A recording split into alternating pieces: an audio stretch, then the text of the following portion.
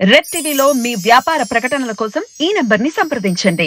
నమస్కారం సార్. నమస్తే. Sir, Tamil and Kannada actor Vijayalakshmi తన సోషల్ మీడియాలో ఒక పోస్ట్ పెట్టింది సార్. అంటే తను సూసైడ్ చేసుకోబోతున్నాను అని చెప్పేసి. అసలు ఆ విధంగా ఎందుకు పోస్ట్ పెట్టింది? ఏం జరిగింది? మరి సూసైడ్ ప్రయత్నం ఏమన్నా చేసిందా సార్ తను? ఆమె తమిళ యాక్చువల్గా ఆమె కన్నడ యాక్టరు, బట్ తమిళ్లో చాలా సినిమాలు చేసింది. ఆమె పేరు విజయలక్ష్మి. తెలుగులో కూడా మన హనుమాన్ జంక్షన్ 2001లో హనుమాన్ జంక్షన్లో అర్జున్ చెల్లెలుగా చేసింది. ఓకే. అట్లాగే బాసెంగిర భాస్కరన్ తమిళ్లో వచ్చింది, అది తెలుగులో నేనే అంబానీ, దాంట్లో కూడా ఈ అమ్మాయి చేసింది. సో యాక్చువల్గా ఈ అమ్మాయి 97లో నాగమండల అనే కన్నడ సినిమాతో ఎంటర్ అయింది. ఆ తర్వాత దాదాపు 40-50 సినిమాలు ఇప్పటి వరకు ఆ అమ్మాయి హీరోయిన్గా, నటిగా రకరకాలుగా చేసుకుంటూ వచ్చింది. అయితే ఈ అమ్మాయి నిన్న ఒక సంచలనమైన వీడియో పెట్టింది.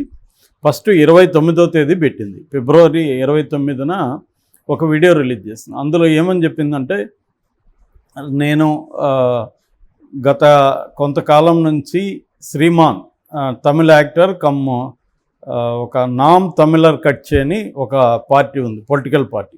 దాని వ్యవస్థాపక అధ్యక్షుడు ఆయనే స్థాపించాడు. సో దాని అధ్యక్షుడు. సో తనతో నేను దాదాపు చాలా ఏళ్ల నుంచి మా ఇద్దరి మధ్య సంబంధం ఉంది. అతను పెళ్లి కాకముందు నుంచే అతనితో నాకు సంబంధం ఉంది. నన్ను చాలా కాలం అతను రహస్యంగా కలిసేవాడు. దాదాపు ఇప్పటికీ 7 అబార్షన్లు జరిగాయి నాకు, అతనే చేయించాడు. సో ఆ తర్వాత రహస్యంగా నాకు తెలియకుండా పెళ్లి చేసుకున్నాడు. యాక్చువల్గా అతన్ని కలవడానికి కూడా మా అక్క కోసం అతన్ని కలిసాను నేను 2008లో. అప్పటి నుంచి మా మధ్య సంబంధం ఏర్పడింది. సో బట్ నన్ను అతను వదిలేశాడు.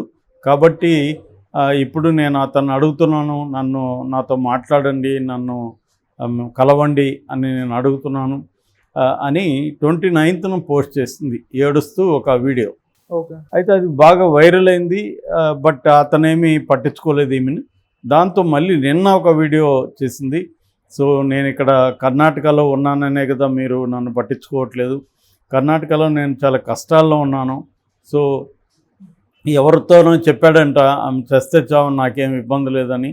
సో నేను అదే జరుగుతుంది, చనిపోవడానికి రెడీ అయ్యాను. సో ఇప్పటికైనా నేను చనిపోయినాకైనా ఇతని గురించి మీకు తెలుస్తుంది, శ్రీమాన్ అంటే ఎవరు అనే విషయం మీకు తెలుస్తుంది అని మెయిన్గా తమిళ మీడియాని ఆమె అడ్రస్ చేస్తూ ఈ వీడియో పెట్టింది. సో ఇప్పటికైనా మీకు తెలుస్తుంది, కర్ణాటక పోలీసులు శ్రీమాన్ దగ్గరికి ఖచ్చితంగా వస్తారు అనేది ఆమె పెట్టింది. సో దీంతో ఇది అందరూ కూడా భయపడ్డారు ఏమవుతుందని. ఖచ్చితంగా ఆమె అటెంప్ట్ కూడా చేసింది. ఈరోజు బీపీకి ఇచ్చే ట్యాబ్లెట్ని ఎక్కువ మింగేయడం ద్వారా ఆమె స్పృహ తప్పిపోయింది. సో దాంతో వెంటనే అక్కడ దగ్గర ఉన్న వాళ్ళు ఆమె హాస్పిటల్కి తీసుకెళ్ళారు. ప్రాణాపాయం అయితే లేదు, కానీ ఆమె బాగా ఆ వీడియోలు నేను 2 చూశాను. చాలా బాగా డిస్టర్బ్డ్గా ఉంది, ఒక డిప్రెసివ్ స్టేట్లో ఉందనేది అర్థమవుతుంది. యాక్చువల్గా మనం కనుక చూస్తే 4 ఏళ్లకు ముందు, అంటే 3 ఏళ్లకు ముందు 2020లో కూడా ఇలాగే చేసింది ఆమె. అప్పుడు కూడా అటెంప్ట్ చేయడానికి ట్రై చేసింది, అప్పుడు కూడా ఆత్మహత్య చేయడానికి ట్రై చేసింది, అప్పుడు కూడా ఇలాంటి వీడియోనే ఆమె పెట్టింది. అప్పట్లో కూడా అది వైరల్ అయింది బాగా. అప్పుడేం చెప్పిందంటే, ఇట్లా నామ్ తమిళర్ కట్చి అధ్యక్షుడు శ్రీమాన్, తర్వాత పనగ కట్టు పడాయ్ కట్చి ఇంకొక పార్టీ ఉంది, పొలిటికల్ పార్టీ, దాని అధ్యక్షుడు అతను హరినాడార్, వీళ్ళిద్దరూ నన్ను వేధిస్తున్నారని కూడా అప్పుడు ఆరోపించింది. సో అప్పుడు కూడా ఆత్మహత్య చేసుకుంటానని ఆ వీడియోలో ఉంది. మేబీ ఈమెకి ఒక క్రానిక్ డిప్రెషన్ ఉన్నట్టుగా మనకు తెలుస్తుంది. యాక్చువల్గా ఆమెను అతను మోసం చేసి ఉండొచ్చు, మనకి అంటే డీటెయిల్స్ తెలియదు, కానీ ఈమె ఆరోపిస్తూ ఉంది ఖచ్చితంగా అతను తనని వాడుకొని వదిలేశాడు, అబార్షన్ చేయించాడు, ఇవన్నీ చెప్తుంది. సో ఈ క్రమంలో ఏంటంటే, ఇప్పుడు అతను క్లియర్గా ఈ అమ్మాయిని వదిలేసినప్పుడు ఇంకా అతను నన్ను తీసుకెళ్ళాలి అని కోరుకోవడం వేస్ట్ నిజానికి. అయితే తనను మోసం చేశాడు అన్నప్పుడు లీగల్గా అతని మీద చర్య తీసుకోవడం, అంటే యాక్షన్ తీసుకోవడానికి మేము పోలీస్ కంప్లైంట్ ఇవ్వడం అటువంటివి, లేదా పోలీసులు కంప్లైంట్ తీసుకున్నప్పుడు కోర్టుకి వెళ్ళడం అవి చేయాల్సి ఉంది. మరి ఆ అమ్మాయికి అటువంటి ఒక సపోర్ట్ సిస్టము ఎవరూ లేకపోవచ్చు, కానీ చాలా ఎన్జిఓస్ ఉన్నాయి, మహిళా సంఘాలు ఉన్నారు. సో వాళ్ళని అప్రోచ్ అయినా వాళ్ళు కూడా ఫైట్ చేస్తారు. అటువంటి ఫైట్ చేయాల్సిన అవసరం ఉంది అమ్మాయి యాక్చువల్గా.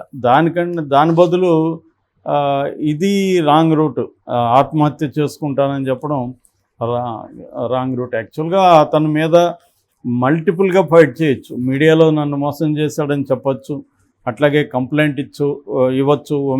మహిళా కమిషన్ ఉంది, మహిళా కమిషన్కి చెప్పినా కూడా వాళ్ళు డీజీపీలకి ఆదేశాలు ఇస్తారు దీని మీద విచారణ జరపమని.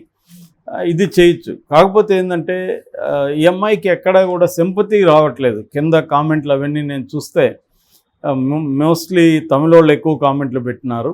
సో వాళ్ళందరూ కూడా ఈ అమ్మాయి డ్రామాలు ఆడుతుందని, దీని వెనక బీజేపీ ఉందని ఇలాగ ఆరోపిస్తున్నారు. నిజానికి బీజేపీ ఉన్నా లేకపోతే డిఎంకే ఉందని కూడా కొంతమంది ఆరోపిస్తున్నారు. ఎందుకంటే ఎన్నికలు వస్తున్నాయి కాబట్టి ఇది డిఎంకే బీజేపీకి విడివిడిగా ఈ అమ్మాయి దగ్గర డ్రామా ఆడిస్తున్నాయి ఆ పార్టీని తొక్కేయాలని. నిజానికి శ్రీమాన్ పార్టీ అక్కడేం పెద్ద పార్టీ కాదు. అదేదో తొక్కేయడం కోసం బీజేపీ ప్లాన్ చేయాల్సిన అవసరం కూడా లేదు. కానీ అలాగా కామెంట్లు ఉన్నాయి. అంటే ఇక్కడ తమిళ్ కన్నడ డివైడ్ కూడా కనిపిస్తుంది మనకి. ఎందుకంటే ఈ అమ్మాయి బేసిక్గా కన్నడ అమ్మాయి, మోసం చేసిందేమో తమిళ యాక్టర్ కమ్ పొలిటీషియను. సో పైగా ఈమె గతంలో కూడా ఇలాగ పెట్టింది. ఒక రకమైన డిప్రెసివ్ కండిషన్లో, ఒక రకమైన వల్నరబుల్ కండిషన్లో ఆమె ఈ వీడియో వచ్చేసింది అన్నమాట. సో అందుకని పెద్ద సింపతి రాలేదు. కనీసం మరి కర్ణాటక గవర్నమెంట్ ఏమన్నా పట్టించుకుంటుందా దీన్ని, అతని మీద ఉన్న కేసులు పెట్టిస్తుందా అనేది చూడాలి. ఇదేంటంటే సెన్సిటివ్ ఇష్యూ అయిపోయే అవకాశం కూడా ఉంది. కన్నడ తమిళ్ ఆల్రెడీ కన్నడిగలకు తమిళ్కు కావేరీ ఇష్యూస్ ఉన్నాయి ఎప్పటి నుంచో. అప్పుడప్పుడు అవి ఎవ్రీ ఇయర్ కూడా అవి పైకి వస్తూ ఉంటాయి, ధర్నాలు జరుగుతుంటారు, బంధువులు ఇస్తుంటారు, వాళ్ళ సినిమాలను ఇక్కడ బ్యాన్ చేస్తుంటారు, తమిళ సినిమాల్ని. ఇవన్నీ జరుగుతుంటాయి కాబట్టి ఇది ఒక సెన్సిటివ్ ఇష్యూ అవుతుందేమన్న ఇది కూడా వచ్చే అవకాశం ఉంది. ఆమె ఏమంటుందంటే మేబీ ఆమెకి ఫైనాన్షియల్ ప్రాబ్లమ్స్ కూడా ఉన్నట్టు అనిపిస్తుంది. నేను ఇక్కడ చాలా బాధలు పడుతున్నాను, నాకు ఎవరైనా హెల్ప్ చేయాలనుకుంటే కూడా వాళ్ళని కూడా తరిమేస్తున్నారు అంటుంది. మరి వాళ్ళని ఎవరు తరిమేస్తున్నారు ఏంటి అనే ఒక డీటెయిల్గా లేదు. ఆమె ఎమోషనల్గా వీడియో పెట్టింది కాబట్టి మనం అవన్నీ కూడా ఆశించలేం. ఎమోషనల్గా పెట్టినప్పుడు వాళ్ళకి కూడా ఒక ప్లాన్డ్గా ఏమేమి చెప్పాలి అనేది కూడా ఉండదు. ఆ ఎమోషన్లో తన పెయిన్, తన కోపం ఇవి బయటికి రావాలని మాత్రం అనుకుంటారు తప్ప ప్లాన్డ్గా ఏమేమి మాట్లాడాలి అతని మీద, అతని గురించి ఏమేమి విషయాలు చెప్పాలి అనే ఒక ఇది కనిపించట్లేదు. మరి దీన్ని ఇలాగ వదిలేస్తే మాత్రం ఆమె ఖచ్చితంగా సూయిసైడల్ టెండెన్సీ అయితే ఆమె కనిపిస్తుంది. ఖచ్చితంగా ఆమెకి మెంటల్ హెల్త్ క్లినిక్కి వెళ్ళడం, సైకాటిస్ట్ని కానీ సైకాలజిస్ట్ని కానీ కలవడం, కౌన్సిలింగ్ తీసుకోవడం, అవసరమైతే డిప్రెసివ్ స్టేజ్ కొంత సివియర్గా ఉంటే మాత్రం ఖచ్చితంగా మెడిసిన్ కూడా తీసుకోవాలి. మెడిసిన్ కూడా ఇంపార్టెంట్. అందుకనే సైకాటిస్ట్ దగ్గర వెళ్తే కొద్దిగా బెటర్ ఉంది. ఎందుకంటే బెంగళూరులో NIMHANS one of the best mental health institutes అది. సో దాంట్లో ఆమె ట్రీట్మెంట్ తీసుకోవచ్చు. సో దాంట్లో తీసుకుంటూ ఆమె తనకు ఒకవేళ నిజంగా అన్యాయం జరుగుంటే ఆ అన్యాయానికి వ్యతిరేకంగా ఆమె మల్టిపుల్గా పోరాడచ్చు. అంటే మీడియాలో వీడియోలు పెట్టచ్చు, లేకపోతే ఎవరినైనా హెల్ప్ తీసుకోవచ్చు, కంప్లైంట్ ఇవ్వచ్చు. అతను తమిళ యాక్టర్స్ సంఘాల్లో కానీ ఏమైనా ఉంటే దానికి కంప్లైంట్ ఇవ్వచ్చు. అట్లాగే మహిళా కమిషన్కి చేయొచ్చు, కోర్టుకు కూడా ఆమె పిటిషన్ ఇవ్వచ్చు.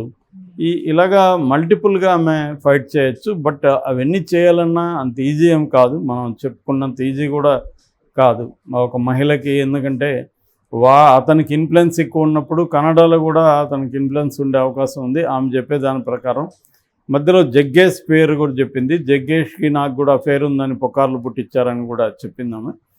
సో అందువల్ల కన్నడ ఇండస్ట్రీ కూడా, ఫిల్మ్ ఇండస్ట్రీ కూడా ఆమెకి హెల్ప్ చేయాల్సిన అవసరం ఉంది.